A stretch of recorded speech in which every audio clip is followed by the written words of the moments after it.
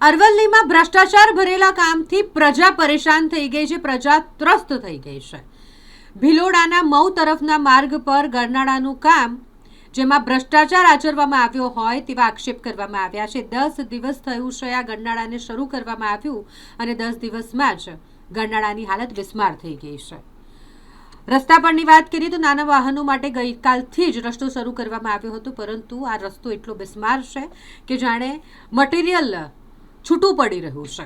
અહીં રેતી કપચી છૂટી પડી રહી છે, હલકી ગુણવત્તાનું મટીરિયલ વપરાયું હોવાના પણ ગંભીર આક્ષેપ કરવામાં આવ્યા છે।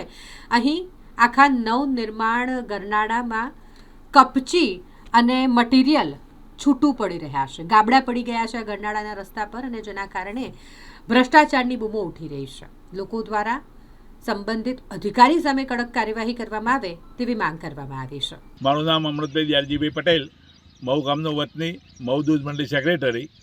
આ મઉ ગાચારાથી મઉની વચ્ચે જે નવું ગરનાળું બનાવવામાં આવ્યું છે એ હજી 4-5 દિવસ જ થયા છે અને કાલે ચાલુ કર્યું છે, ફક્ત બાઇકો જ ચાલુ કરી છે તો એ અહીંયા અત્યારે હાલ તૂટી જાય છે।